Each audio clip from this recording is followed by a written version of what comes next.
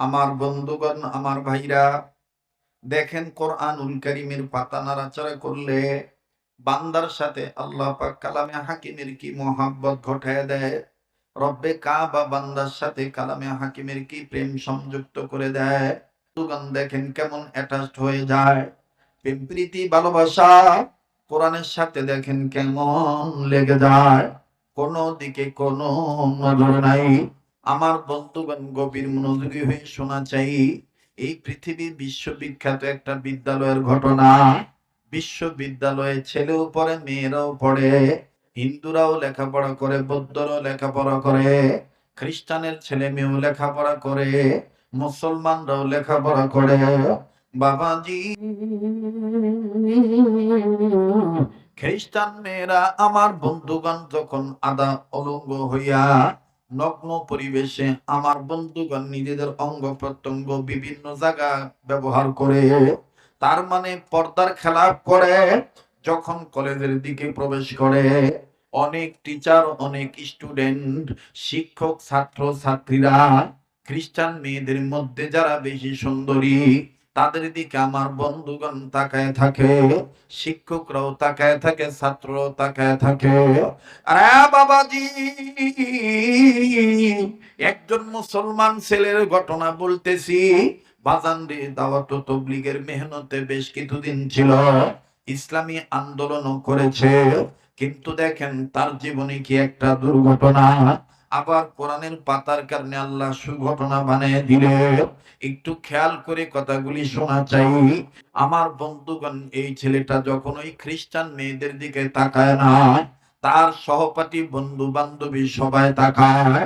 সবাই ডাক দিয়ে বলে, আহারে কি সুন্দর, এত সুন্দর চেহারা, এত সুন্দর, তার চেয়ে সুন্দর তার চেহারা, তার স্কিনটা কত ধলা।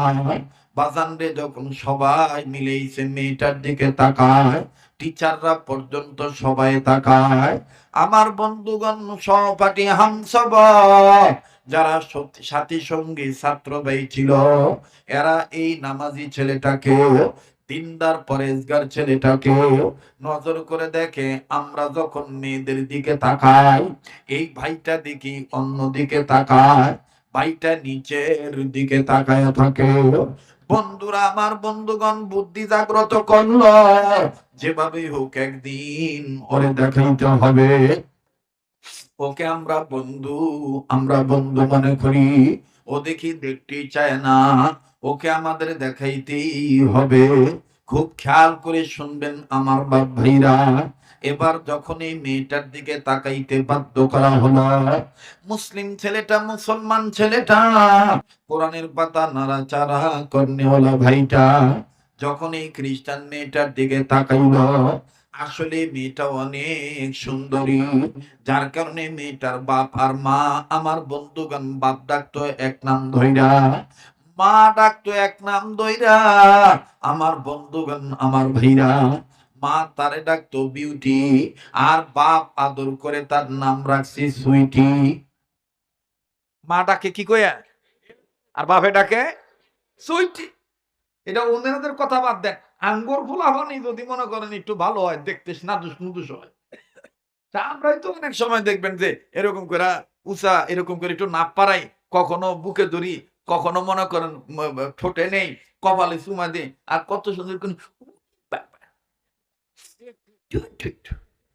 আমার চন্দ্র রে, আমার সূর্য রে, আমার ময়না রে, কইজা রে, কথা কয় না। একটু বোঝা লাগবো ভাই। এই যে একটা কথা কইলাম, দেখবেন যে মিডিয়ার পোলাবান অন্য ওয়াজ দিব আর না দিব, এইটাই দিব না, আমি খারাপ কব না। দেখবেন যে ওরা ওদের ভিউয়ার্স বানানোর জন্য এইটাই ছাড়বো। শরীয়তপুরি কমেডিয়ান ভাবে কি করে বাচ্চাদের আদর করতে হয় তাহা দেখাইলে,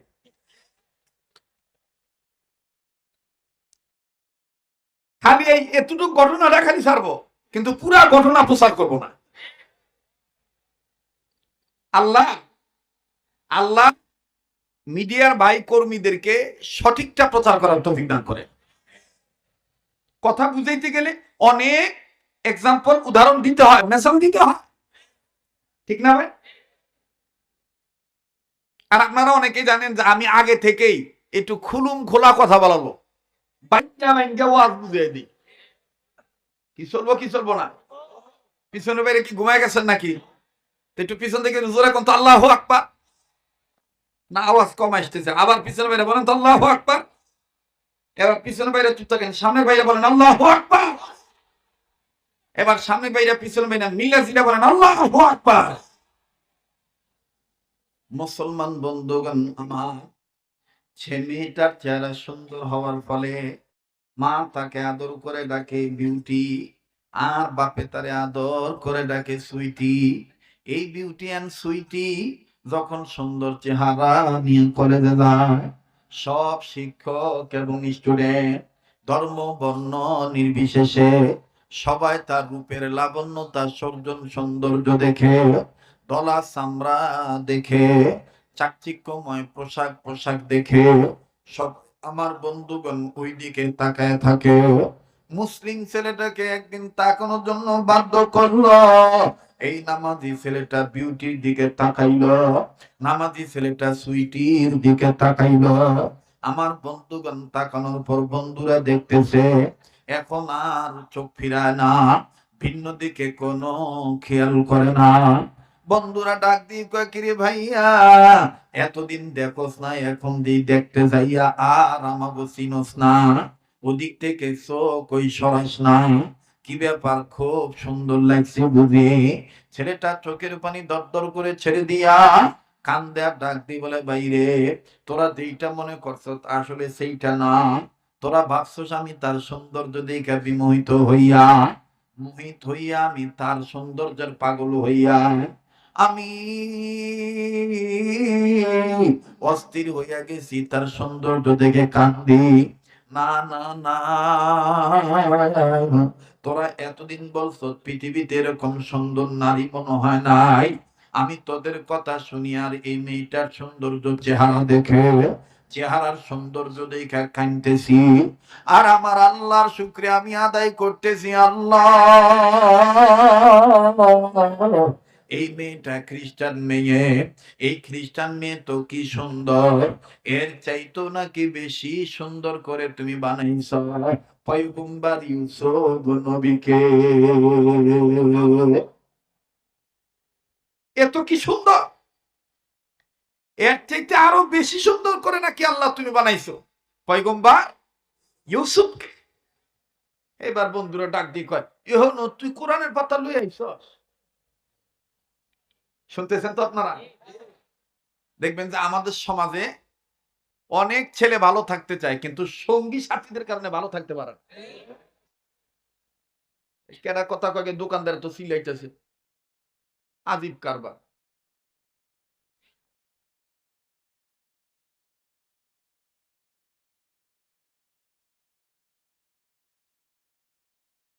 আব্দুল সালাম কই?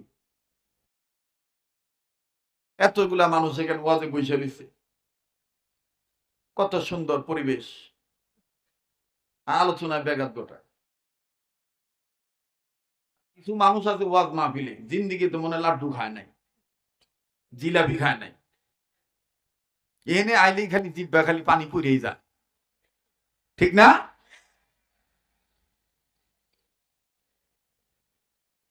এইটাই তো। আর ওয়াজের কাছে দোকান দিতে হবে কেন? দোকান গেলে আরো ফাঁকে দিতে পারে না।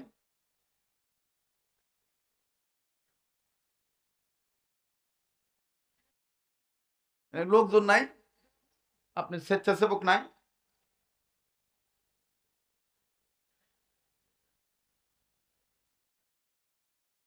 আমার বন্ধুগণ একটু আমার সাথে বলেন তো আল্লাহু আকবার। আবার কোন আল্লাহু আকবার, আর একবার কোন আল্লাহু আকবার। তো যেটা বলতেছি না, অনেক ভাই ভালো থাকতে চাইলেও সাথীদের কারণে ভালো থাকতে পারে না। দেখবেন যে বিড়িও দেখতে পারে না, বিড়ির গন্ধ শুনতে পারে না, আমার সেই সেনের ছোট ভাই, যুবক ভাই। অথচ কিছু ফটকা পোলাবান আছে, সিগারেট খা আর ধোয়া ওর দিকে দেয়, সিগারেট ও খায় আর ধোয়া ওর দিকে দেয়।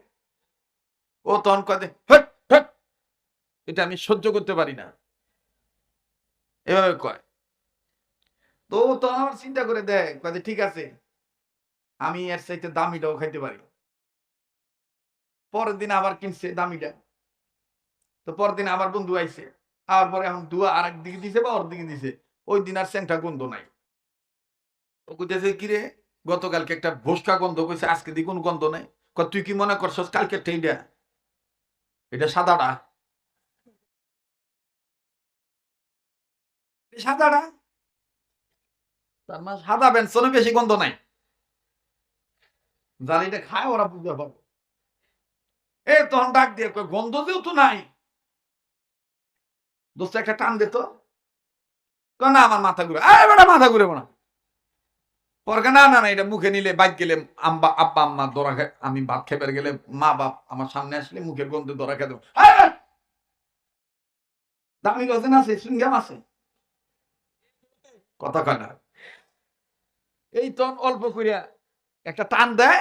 প্রথম দিন দেয় হলো সুখ টান, দ্বিতীয় দিন দেয় হলো হালকা টান, এরপরে ৩-৪ দিন, ১ সপ্তাহ, ২ সপ্তাহ, ৪ সপ্তাহ পরে এই যে টান দেওয়া শুরু করে, এখন ওর টান হয়ে গেছে দুঃখের টান। মানে হালকা টেনশন হইলেই বিড়ি ধরা। এই জন্য সৎসঙ্গে স্বর্গবাস, অসৎসঙ্গে সর্বনাশ।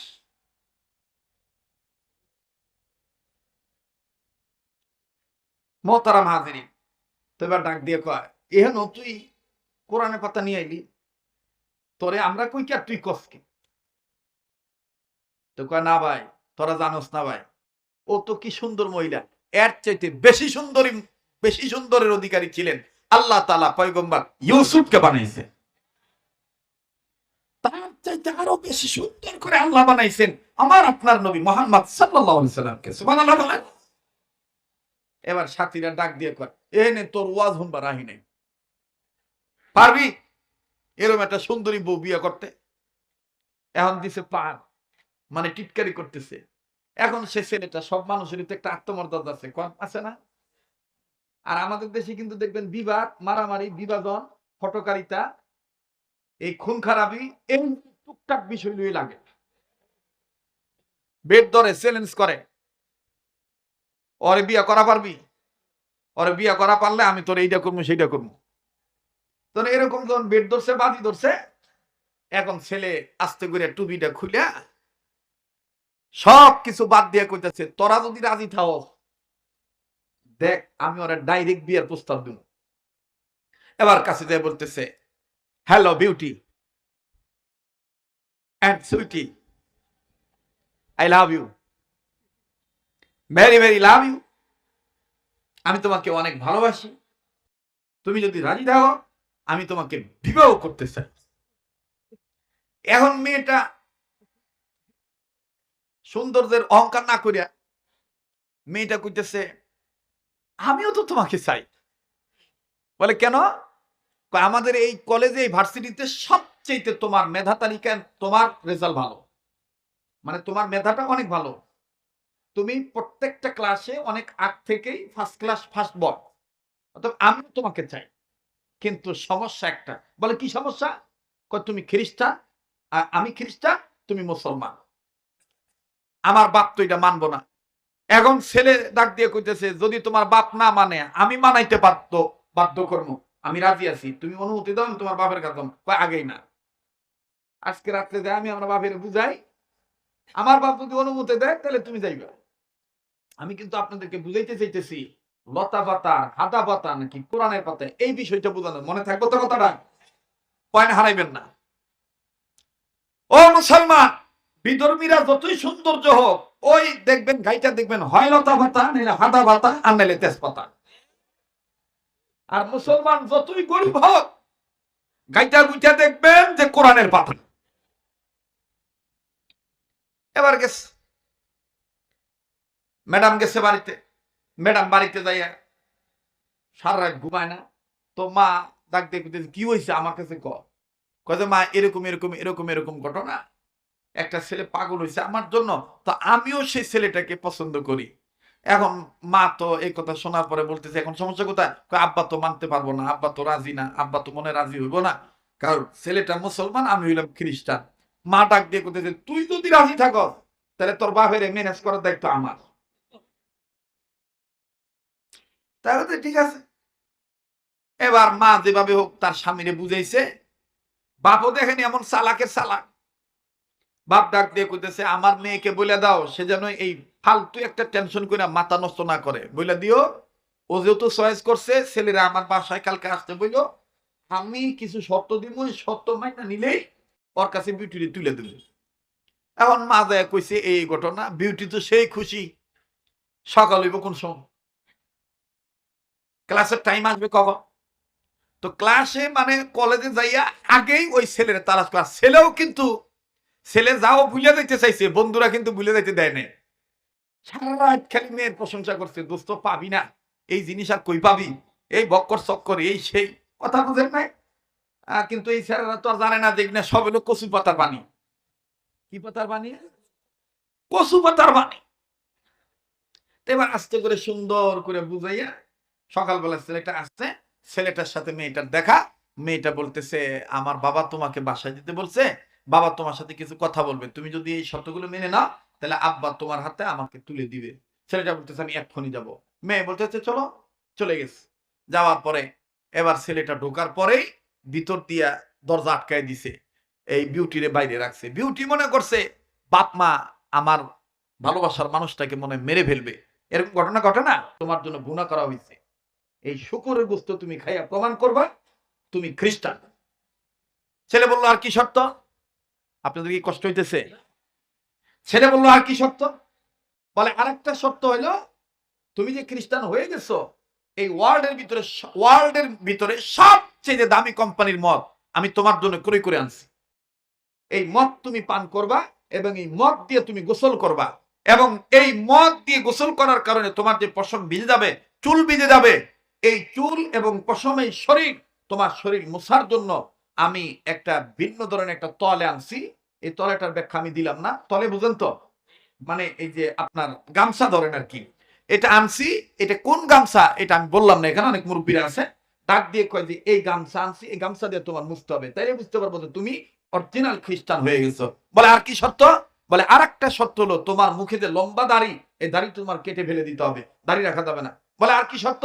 বলে আর একটা শর্ত হলো যে তোমার হাতে যে মোবাইলটা আছে, এই মোবাইলের সিম তোমার নিজ হাতে তুমি ভেঙে ফেলবা, এবং মোবাইলটা তুমি ভেঙে ফেলবা, আমি তোমাকে নতুন করে মোবাইল দেব, সিমও দেব, যাতে বিবাহ হওয়ার পরে তোমার গোষ্ঠীর কোন লোক, আমার কোন গোষ্ঠীর লোক তোমাকে কান পরা দিয়ে খ্রিস্টীয় ধর্ম থেকে তোমাকে আলাদা না করতে পারে। ছেলে বললো ঠিক আছে। আর কি শর্ত?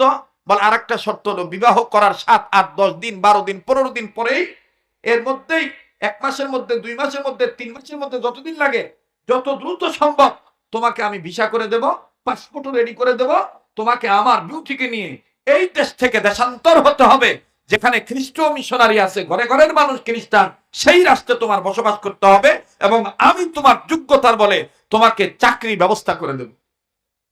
খুব খেয়াল করবেন, আমাদের দেশে বাংলাদেশের ছেলেরা ইমান ধ্বংস করে কিন্তু এই কথা, এই কাজগুলির কারণে। সরকারি চাকরি যদি পাওয়া যায়, পাওয়ার উপরে পাও তুলে যদি খাওয়া যায়, ঘর জামায় 2 যুগ থাকলেই কি, কিসের মা কিসের বাপ, জাত ধর্ম আর কি গ্রহণ করে ফেলাই কথা। এটা কিন্তু অলরেডি শুরু হয়ে গেছে। নর্থ বেঙ্গলের উত্তরবঙ্গে কুড়িগ্রাম জেলায়, পঞ্চগড় জেলায়, দিনাজপুর জেলায়, লালমনিরহাট জেলায় আমার বন্ধুগণ খ্রিস্টান চক্র, খ্রিস্ট চক্র, এবং আমি নাম নিচ্ছি না, যদিও আমাদের অনেক বড়রা বলছে যে এটা নাম না নেওয়াই ভালো। আপনারা দেখেছেন যে তাদের এক বড় নেতাকে গত কয়েকদিন আগে, নাকি গতকালকে, ডিবি তুলে নিয়ে গেছে। আজকে আমার বন্ধুগণ একজন মুসলিম অ্যাডভোকেটকে তারা জব করতে দ্বিধাবোধ করে নাই, জবে করে ফেলেছে। আমার ভাইরা, নানাবিধ চক্রান্ত চলতেছে। বাংলাদেশ মুসলমানদের দেশ। ও মুসলমান, সারা বিশ্বে মনে রাখবেন, কোরআন নাজিল হয়েছে মক্কা আর মদিনায়, আর তর্জমা হয়েছে, ব্যাখ্যা হয়েছে, তফসির করেছে ভারত উপমহাদেশের, ভারতের ওলামায়ে কেরাম, পাকিস্তানের ওলামায়ে কেরাম, আর মুসলিম বিশেষজ্ঞগণ বিশ্লেষণ করে দেখেছেন, গবেষণা করে দেখেছেন, ইতিহাসে তারা লিখেছেন কোরআন নাজিল হয়েছে মক্কা মদিনায়, তর্জমা ব্যাখ্যা তফসির হয়েছে ভারত এবং পাকিস্তানে, আর আমল করে কেবলমাত্র বাংলাদেশের মুসলমানেরা। আমল করে কোন দেশের মুসলমানেরা? বাংলাদেশের মুসলমানেরা। এই জন্য বাংলাদেশের মুসলমানদেরকে কৌশলে কিস্তির টাকা দেওয়া হোক, লোন দেওয়া হোক, সুন্দরী মেয়ে দেওয়া হোক, ধন সম্পদ দেওয়া হোক, জগা খিচুড়ি মার্কা শিক্ষা দেওয়া হোক, যেভাবেই হোক, হয় বাপ মাকে গ্রাস করো খ্রিস্ট ধর্ম দিয়া, না হয় ছেলে মেয়েকে অ্যাটাক করো, না হয় শিশু বাচ্চাদের শিক্ষা নীতিমালাতে খ্রিস্টান নীতিমালা ঢুকায় দাও। নানাবিধ ষড়যন্ত্র চলতেছে। এজন্য আমাদের সাবধান থাকতে হবে। কথা বলেন ঠিক কিনা? আমাদের অন্তরে মনে প্রাণে বিশ্বাস করতে হবে, যত ধরনের পাতা দামি পাতা হোক, সবচেয়ে দামি পাতা হলো কোরআনুল কারীমের পাতা। ইন্নাহু লাকুরআনুন কারীম। আর নবী বলেছেন, খায়রুকুম মান তাআল্লামাল কুরআনা ওয়া আল্লামা। তোমাদের মধ্যে ওই ব্যক্তি উত্তম ব্যক্তি যে ব্যক্তি নিজে কোরআনের শিক্ষা গ্রহণ করে এবং অপরকে কোরআনের জ্ঞান শিক্ষা দেয়। সুবহানাল্লাহ। এবার ছেলে সব মেনে নিছে, বিয়ে শাদী হয়ে গেছে, কমপ্লিট। 1 সপ্তাহ, 2 সপ্তাহ, 3 সপ্তাহ, 4 সপ্তাহ, 1.5 মাস। পাসপোর্ট ভিসা রেডি, বিমানের টিকিটও রেডি। মেয়েটার বাবা মেয়েটার হাতে দিয়ে বলে, জামাইকে রেডি হইতে বল, এতটার সময় বিমান ছাড়বে, অমুক দিন আর কি। কোনো গুজগাছ থাকলে গুছাইতে বল। তো নববধূ যে বলছে, প্রিয় স্বামী আমার, সব শর্ত তো মেনেছেন, এই যে আব্বার শেষ শর্ত, এই দেশ থেকে দেশান্তর হতে হবে, এই যে বিমানের টিকিট। এখন তোমার কি কোনো গোছানো লাগবে কিনা, তোমার প্রয়োজনীয় কোনো কাপড় চোপড় আছে কিনা, থাকলে তুমি নিতে পারো। আমার জানা মতে তুমি বেচালার ছিলা, একটা মেচে ছিলা, তোমার গ্রামের বাড়ি অনেক দূরে, ওই রুমে তুমি অনেক দিন যাও না, ওই রুমে তোমার কোনো প্রয়োজনীয় কোনো জিনিস আছে কিনা, সরঞ্জামাদি আছে কিনা, নিয়ে আসতে পারো। ছেলেটা বলল, ঠিক আছে, অবশ্যই আমার একটু যেতে হবে রুমে। আমার রুমের ভিতরে আমার কিছু প্রয়োজনীয় কাগজপত্র আছে এবং জামা কাপড়ও আছে, নিয়ে আসো, দেরি করবা না, যাইবা আইবা। ছেলে চলে গেছে। ছেলে যাইয়া রুম খুলছে, অনেকদিন পর রুম খুলছে, খুলে দেখে এলোমেলো অনেক কিছুই, তার অনেক মনে ছিল না।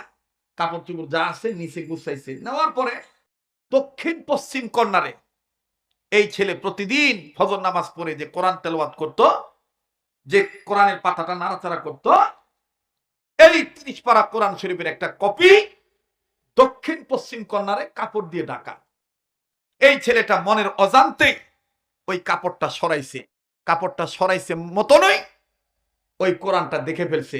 এখন কোরআন দেখেই ছেলেটা মনের অজান্তেই চোখের পানি ছেড়ে দিয়ে কাঁদতেছে আর বলতেছে, আমার দিক তাকিয়ে থেকে লাভ নাই, আমি তো নাপাক হয়ে গেছি চিরতরে, আমি তোমাকে আর ধরতেও পারবো না, পড়তেও পারবো না, মানতেও পারবো না, দেখতেও পারবো না, এরকম বলতেছে।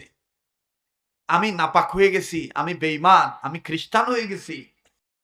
এই ছেলে এভাবে বলতেছে, আর কোরআন যেখানে আছে সেখান থেকে আল্লাহর কুদরতি জবানের একটা পাওয়ারি আওয়াজ আসতেছে, লা তাকনাতু মির রাহমাতিল্লাহ,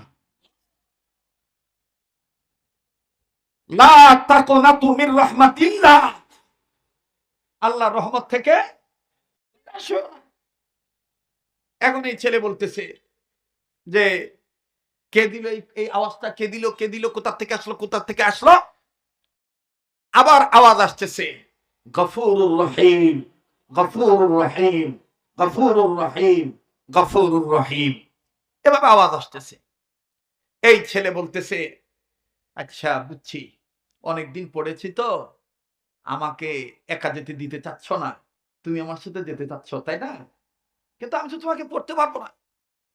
আচ্ছা ঠিক আছে, আমি বিউটিকে ম্যানেজ করে নেব, বিউটিকে বুঝতেই দিব না যে আমার সাথে কোরআন নিচ্ছি। আমার ভাইরা, আমার বন্ধুগণ, কোরআন, এই ছেলেটা ইচ্ছার বিরুদ্ধ হইল, কোরআনের মায়ায় পড়ে কোরআনকে রেখে দিতে পারলেন না।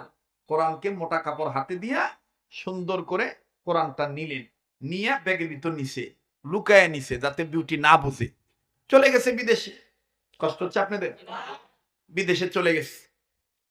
বিদেশে যাওয়ার পরে তার চাকরি তো আগে থেকে রেডি, খ্রিস্টীয় মিশনারিতে সে চাকরি করবে, তার দক্ষতা ভালো, অভিজ্ঞতা ভালো, যোগ্যতা ভালো, সে চাকরি করতেছে। কিন্তু কোরআন শরীফ কোথায় রাখবে? ছেলেটা মনে মনে সিদ্ধান্ত নিল যে আমার তো ড্রেসআপের জায়গা এবং মেকআপের জায়গা একটা আলাদা আছে, আলমারির কর্নারে আমি কোরআনটাকে রেখে দেব, বিউটি বুঝবেই না। প্রতিদিন ডিউটিতে যাওয়ার সময় এক নজর কোরআনটাকে দেখব, দেখতে তো আর অপরাধ নাই। আর অফিস থেকে আসার পরও শার্ট বোতাম খোলার সময়ও ড্রেস চেঞ্জ করার সময় আমি এক নজর দেখব, দেখতে তো আর মানে সমস্যা নাই, মুশকিল নাই, কোনো সমস্যা হবে না।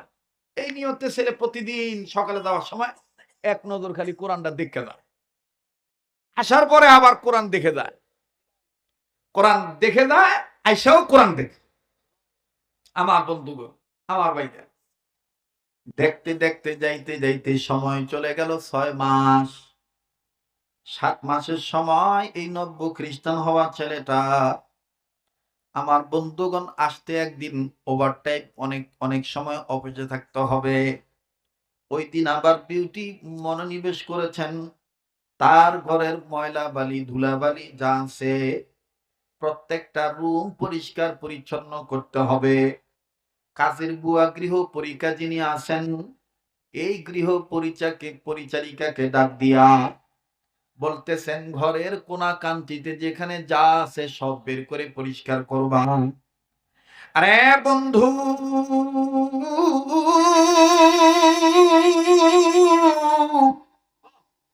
এইবার পরিচারিকা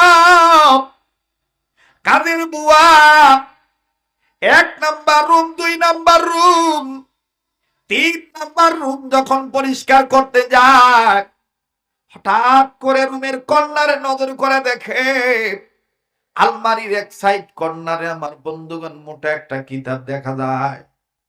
গৃহ পরিচারিকা কাজের বুয়া, কাজের মেয়েটা চিল্লায় ম্যাডামকে ডাক দিয়ে বললেন, madam, what is this book? এটা কিসের বই, কোথা থেকে আসলো বুঝলাম না। আমার বন্ধুগণ বিউটি কাছে দেখতে পারলেন এটা মুসলমানদের কোরআন। বিউটি কোরআনটা দেখে তেলে বাবুনে জ্বলে উঠলো, অগ্নি শর্মা হয়ে গেল, পায়ের পাতার রক্ত মাথার চারিতে উঠে গেল। প্লিজ কেউ কোনো দিকে নজর দিবেন না রে ভাই, দেখেন তো দিকে দিলটা নরম করা যায়নি। এক ফোঁটা চোখের পানি নিজের গুনার কথা স্মরণ করে কালামে হাকিমকে সম্মান করে এই মাদ্রাসায় নূরে মদিনার মজলিসে বসে দেখেন তো দেখি কান্নাকাটি করা যায় কিনা রে ভাইয়া। এবার মিস বিউটি এন্ড সুইটি মোটা ভলিউমের কিতাবটা দেখার পর বুঝতে বাকি রইল না যেটা মুসলমানদের ধর্মগ্রন্থ কোরআন। স্বামীকে ফোন না দিয়ে মা বাবার কাছে ফোন দিয়ে বলতেছে, তোমাদের জামাই এই ঘটনা ঘটাইছে, আমারে না জানাইয়া কোরআন শরীফ আমাদের রুমে এনে থুয়েছে, কি করতে পারি?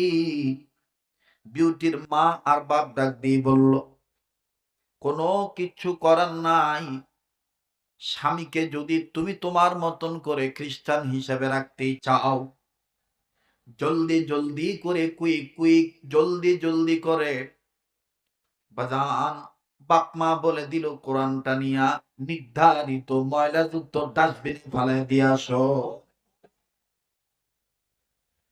আমার বন্ধুরি,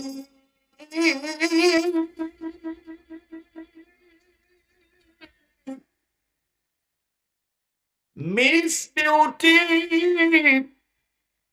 আমার আপনার অন্তরের কিতাব কোরআনুল কারীমকে নিয়া অর্থ করি টাকা পয়সা খরচ করিয়া ডাস্টবিনে ফেলে দিল, ময়লা জায়গায় ফেলে দিল। আমার বন্ধুরে, এবার নব্য খ্রিস্টান আমার ছেলেটা বাড়িতে আসলো প্রতিদিনের ন্যায়। আমার বন্ধুগণ, আমার ভাইরা, যখন জামা খুলতে যাবে শার্টের কলার উপরে যে টাই আছে, টাইটা যখন ঢিলা করবে, ঢিলা করা অবস্থায় ওই কর্নারে নজর করে দেখতেছি, দেখি তো কোরআনটা প্রতিদিনের ন্যায় পর্দা উঠায় দেখে, পর্দা আছে, জায়গা আছে, কোরআনুল কারীমটা সেখানে নাই। কলিজার মধ্যে চিপ মারল। নব্য খ্রিস্টান হওয়া ছেলেটা মিস বিউটিকে ডাক দিয়ে বলতেছে, বিউটি, আই এম সরি, আমি দুঃখিত, তোমাকে আমি বলি নাই, তোমাকে না জানাইয়া আমি মুসলমানদের ধর্মগ্রন্থ কোরআনুল কারীম আমি এইটা আমার ঘরের এক কর্নারে রাখছিলাম। ও বিউটি, এতদিন কোরআন দেখছি, এখন দেখি কোরআন নাই। বিউটি ডাক দিয়ে বলে, আর তুমি পাইবা না এই কোরআন শরীফ, আমি বাপমার কথা ডাস্টবিনে ফেলে দিয়ে আসছি। আবার বন্ধুরে, নব্য খ্রিস্টান হওয়া ছেলেটা ধা ধা করে চোখের পানি দন্নার মতন ছেড়ে দিয়ে কান্দে, আর ডাক দিয়ে বলে, বিউটি রে, তোমার সৌন্দর্যের প্রলোভনে পড়িয়া আমি আমার মা ছাড়ছি, বাপ ছাড়ছি, ধর্ম ছাড়ছি। বিশ্বাস করো,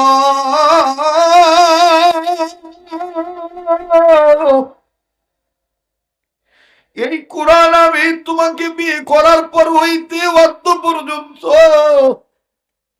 কোন দিন আমি খুলি নাই, কোন দিন আমি ধরি নাই। আর এই কোরআনটা তোমার সহ্য হলো না, কই তুমি ফালাইছো? মিস বিউটি ডাক দিয়ে বলতেছে, স্বামী আমার, এই এলাকার মধ্যে সবচেয়ে বড় ময়লার স্তূপ ডাস্টবিন যেখানে, এই ডাস্টবিনে আমি কোরআন ফেলে দিয়ে আসছি। ছেলেটা চট করে বুকে হাত দিয়া কেমন জানি বুকে পেন হইতেছে, ব্যথা করতেছে, পুরা শরীর ঘেমে গেছে। ছেলেটা ডাক দিয়ে বলতেছে, আমি একটু যাই, কোরআনটা কোথায় ফলাইছ আমি নিয়ে আস। বিউটি বলতেছে, এই কোরআন আনলে কিন্তু আর তুমি এই ঘরে ঢুকতে পারবা না। ছেলেটা ডাক দিয়ে বলতেছে, তুমি আমারে ঢুকতে দিলে দিবা, না দিলে না দিবা, কিন্তু আমার মন মানে না, আমি আর এই কোরআন এভাবে ডাস্টবিনে পরে থাকতে দেব না। একটা দৌড় মেরে চলে গেছে রে ভাই, যাইয়া পাগলের মতন খুঁজতেছে, ডাস্টবিন তন্ন তন্ন করে খুঁজতেছে, লোক লাগায় দিছে, দেখো না কোরআন কোথায় আছে। অবাদান, এবার হঠাৎ করে ছেলেটা দেখতে পাইল, আমার বন্ধুগণ, ডাস্টবিনের এক কর্নারে আল্লাহ পাকের কোরআনুল কারীম দেখা যায়।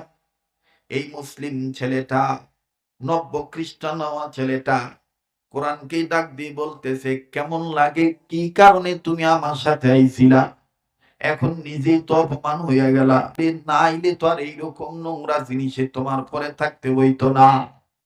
আমার বন্ধুরে, কোরআনুল কারীম থেকে কে জানি জবাব দিয়ে বলতেছে, নাহনু নাযালনা যিকরা ওয়া ইন্না লাহু লাহাফিজুন, নাযিল করেছে আল্লাহ,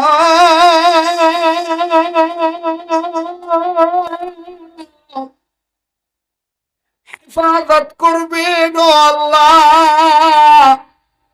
নব্য খ্রিস্টান ছেলেটা এই আওয়াজ শোনার পরে নিজের গায়ে দামি কাপড়, এই দামি কাপড় দিয়ে বানানো যে শার্টটা আছে, এই শার্টটা খুলে ফেলে, শার্টটা খুইলা কোরআনকে যখন ধরলো, কোরআনের গায়ের ময়লা যখন পরিষ্কার করে দেয়, আর ডেকে ডেকে বলে, তোমার আল্লাহ রে কইয়া দিও, তোমার আল্লাহ যেন আমার মাফ করে দেয়। বাজান রে, কোরআন তখন আল্লাহকে ডাক দিয়ে বলতেছে, আল্লাহ তুমি না বলছিলা ফাফিরু ইলাল্লাহ, তুমি না আমার ভিতরে, আমি কোরআনের পাতার মধ্যে এই কথা এখনো রেখে দিছ, ফাফিরু ইলাল্লাহ, বান্দা তুই যত বড় গুনাহগার হোস না কেন, আয় আমার দিকে ফিরে আয়, আমার দিকে দৌড় মারলি, ওয়াল্লাহু ইয়াদু ইলাল জান্নাহ ওয়াল মাগফিরাহ, আমার দিকে দৌড় মারলে আমি তোরে মাফ করে জান্নাত দিয়ে দেব। কোরআন ডাক দিয়ে কয় মাবুদ, এই ছেলে দুনিয়ার সৌন্দর্যের প্রলোভনে পড়িয়া আমি কোরআনকে ছাড়িয়া তোমার ধর্ম ইসলামকে ছাড়িয়া অঙ্গ প্রত্যঙ্গ জাহের বাতেন ময়লা করে ফেলাইছে। আজকে সেই ছেলেটাই খ্রিস্টান হয়ে যাওয়ার পরও তোমার কালামে পাককে কোরআনের পাতাকে সে ফেলে দেয় নাই, নিজের গায়ের দামি কাপড় দিয়ে আমার গায়ের ময়লা সাফ করতেছে। আল্লাহ, একটা ডাক দেন না, আল্লাহ আল্লাহ।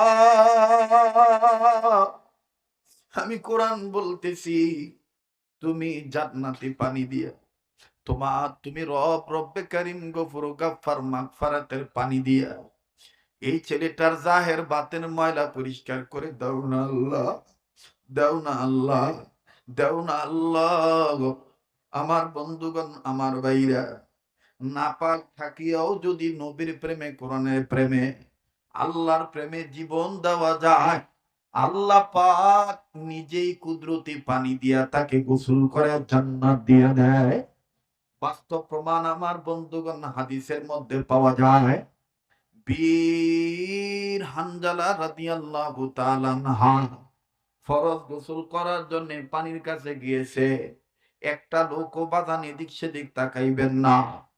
বীর হানজালা রাদিয়াল্লাহু তাআলা আনহু তিনি ফরজ গোসল করার জন্য পানির কাছে গিয়েছেন, শরীর নাপাক, পানি মুখে নিয়েছে কুলি করার জন্য। ঠিক এমনি মিনিটে আমার বন্ধুগণ, আমার ভাইরা, কে জানি ডাক দিয়ে বলে শয়তানে মরদুদ, ভাষা প্রয়োগ করে ভদ্র কণ্ঠে বলে কুতিলা মুহাম্মাদুন, মুহাম্মদ নবী দুনিয়া নাই। হানজালা রাদিয়াল্লাহু তাআলা আনহু গোসল না করিয়া যখন শুনলেন আমার নবী মুহাম্মদ দুনিয়ায় নাই, সাহাবী হানজালা একটা দৌড় মেরে বিবির কাছে যায়, ডাক দিয়ে কয় বিবি রে, আমারে তরবারি দে, দে বিবি, বেঁচে থাকলে দেখা হবে দুনিয়ায়, আর না হয় দেখা হবে কিয়ামতের ময়দানে। বিবি ডাক দিয়ে বলতেছে, স্বামী গো, আপনি তো নাপাক, আপনি তো নাপাক, আপনি তরবারি দিয়ে কি করবে? ও স্বামী, আপনার উপর তো গোসল ফরজ হয়ে গেছে। হানজালা কান্দার ডাক দিয়ে বলতেছেন, বিবি রে, কার জন্য গোসল করব? আমার এতিম নবী মুহাম্মদ নাকি খাবার রান্নাইরা বলেছে। বিবি, যেই দুনিয়ায় নবী নাই, কার জন্য গোসল করবো রে বিবি? দে আমারে তরবারি দে, বেঁচে থাকলে দেখা হবে দুনিয়ায়, আর না হয় দেখা হবে কিয়ামতের ময়দানে। তরবারিটা নিয়ে সাহাবী হানজালা একটা দৌড় মেরে যুদ্ধের ময়দানে ঝাঁপিয়ে পড়লেন। আল্লাহর দয়ায় অনেক কাফের বেঈমানদেরকে, কয়েকটা কাফের বেঈমানদেরকে দুনিয়া থেকে বিদায় দিয়া জাহান্নামে পাঠিয়ে দিলেন। কিছুক্ষণ পরে হানজালার উপরে আক্রমণ আসলো। কাফেরদের আক্রমণে আক্রান্ত হইয়া সাহাবী হানজালা রাদিয়াল্লাহু তাআলা আনহু শহীদ হয়ে গেলেন। যুদ্ধ শেষ হয়ে গেল। এবার বাজান আমার নবীজি ঘোষণা করলেন, যারা ধর্মকে প্রতিষ্ঠিত করার জন্য কোরআনুল কারীমের পাতাকে ইজ্জত করতে যাইয়া, আমি নবী মুহাম্মদকে মহব্বত করতে যাইয়া, এক আল্লাহর উপরে আস্থা রাখতে যাইয়া যারা জীবন দিয়া শহীদ হইল, আমি আমি রব্বে কাবার বন্ধু হাবিবুল্লাহ বলতেছি, মহান রব্বুল আলামিনের পরম বন্ধু হাবিবে কিবরিয়া বলতেছি, জলদি জলদি করে এই শহীদ সাহাবীদেরকে বিনা গোসলে কবর দিয়ে দাও।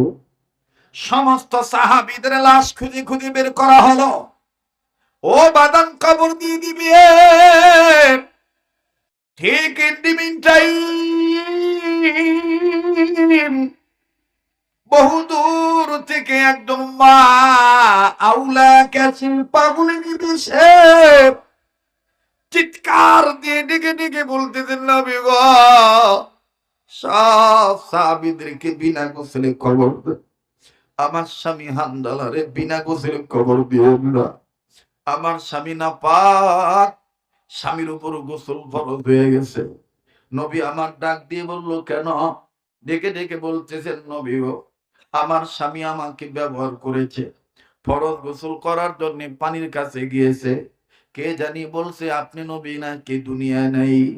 ইয়া রাসূলুল্লাহ, ইয়া হাবিবাল্লাহ, আপনার মহাব্বতে পড়ে আমার স্বামী আর গোসল করেন নাই, নাপাক শরীর নিয়ে যুদ্ধ করিয়া শহীদ হয়ে গেছে। তাই বলি আমার স্বামীর বিনা গোসলে কবর দিন না গো নবীজি। নবী আমার ডাক দিয়ে বললেন, সাহাবীরা রে, কই হানজালার লাশ? হানজালার লাশ খুঁজে খুঁজে বের করো, আমি নবী নিজে তাকে গোসল করে দেব। এবার সাহাবীরা হানজালার লাশ খুঁজে বের করলেন। একজন সাহাবী দৌড়াইসা কান্দার ডাক দিয়ে কয়, নবী গো, হানজালার শরীর বিদাগ, হানজালার চুল বিদা, দাড়ি বিদাগ, মনে হইতেছে কে জানি হানজালার নগদ গোসল করে পাঠাইছে। জমিনে টপ টপ করে তার শরীর থেকে পানির ফোঁটাগুলি পড়তেছে। নবীজি কাছে যায়, দেখে সত্যই হানজালার শরীর বিদাগ। নবীজি আসমানের দিকে তাকাইলেন, কে কে গোসল করে দিল? আমার আল্লাহ ডাক দিয়ে বললেন, নবীজি গো,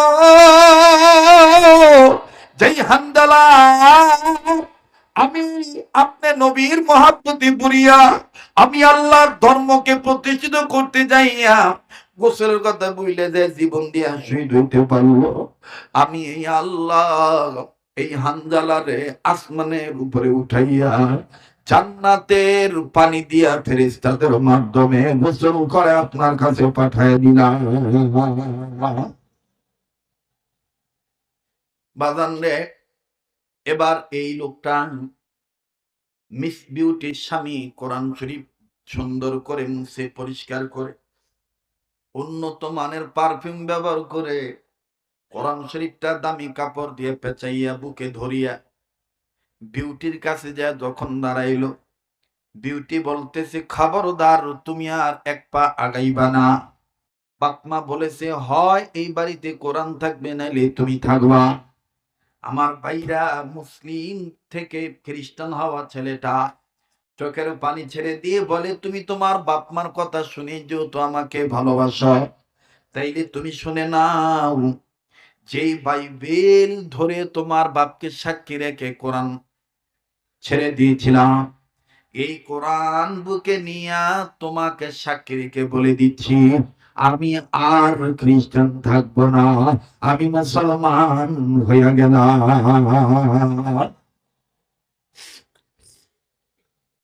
বাজান, কোরআনের পাতা নাড়ার দেখেন বরকত কেমন। লম্বা কথা সংক্ষেপ করে দিলাম, ছেলেটা চলে গেল। ছেলেটা যখন চলে গেল নিজ দেশে, যেই মসজিদে নামাজ পড়তো, মসজিদের ইমাম সাহেব মাগরিবের আগে, নামাজের আগে এলান করে বলতেছেন, একটা পরিবারের একটা ছেলে, এই ছেলেটা খুব পাক্কা নামাজি ছিল, আজ কতদিন হলো ছেলেটাকে দেখতে পাই না, মরে আছে না বেঁচে আছে তাও জানি না। ছেলেটা দাঁড়ায় ডাক দিয়ে বললেন, হুজুর, আমি সেই ছেলে। কি বাবা, তোমার মুখে না দাড়ি ছিল, দাড়ি গেল কই? বলে, হুজুর, এই এই ঘটনা। হুজুর, আল্লাহ আমার মাফ করবনি। বলে, তুমি ফের তওবা করে কালেমা পড়ছনি? বলে, হ্যাঁ, আমি তওবা করে কালেমা পড়েছি, আর জীবনে কোনোদিন দুনিয়ার সৌন্দর্যের প্রলোভনে পড়ব না। আসলে সবচেয়ে দামি পাতা হলে কোরআনের পাতা। ইন্নাহু লাকুরআনুন কারীম। ছেলেটা বলে, হুজুর গো, নবীর কথাই সত্য, খায়রুকুম মান তাআল্লামাল কুরআন ওয়া আল্লামা। এবার বাজান, ইমাম সাহেব হুজুর মুসল্লিদেরকে নিয়ে মাগরিবের নামাজ পড়ার পর সাধারণ সংক্ষিপ্ত বয়ান করে, আমার বন্ধুগণ, আমার ভাইরা, সুন্দর করে ছেলেটাকে উদ্বুদ্ধ করলেন। কয়েক মাস পরে ছেলেটা মারা গেল। দেখেন বাদান কি হইল, অবশ্যই বলবো। তবে বাজান আমি দেখেছি অনেক যুবক চোখের পানি ছেড়ে কেঁদে দিয়েছে। কার জীবনে কি গুনাহ আছে আমার জানা নাই, কার অন্তরে কি যন্ত্রণা আছে তাও আমার জানা নাই। যে হাতটা দিয়ে আমার আল্লাহ বারবার কাবা ধরায়, যেই হাতটা বারবার কাবা ধরে আমার ভাইরা, প্রতি বছর কয়েক বছর যাবত লাগাতার আমার বন্ধুগণ গোটা রমজান মদিনায় থাকতে হয়, ঈদ করে তারপরে বাংলাদেশে আসতে হয়। আমি কথা দিচ্ছি এবার রমজানে মদিনায় থাকবো, আপনাদের জন্য দোয়া করব, ভুলবো না। একটা আবদার করবো বাজান, পারলে দিবেন না পারলে না দিবেন। পৃথিবীর জমির উপরে আসমানের নিচে সবচাইতে যেহেতু দামি পাতা কোরআনের পাতা, এই কোরআনের পারার সংখ্যা 30 পারা। 30 পারা কোরআনকে মহাব্বত করিয়া, মা বাবার দরদে দরদে সন্তান হইয়া, নিজের গুনাহ থেকে মাপ নেওয়ার জন্য, কবুল হওয়ার জন্য, এক পারা কোরআনকে ভালোবেসে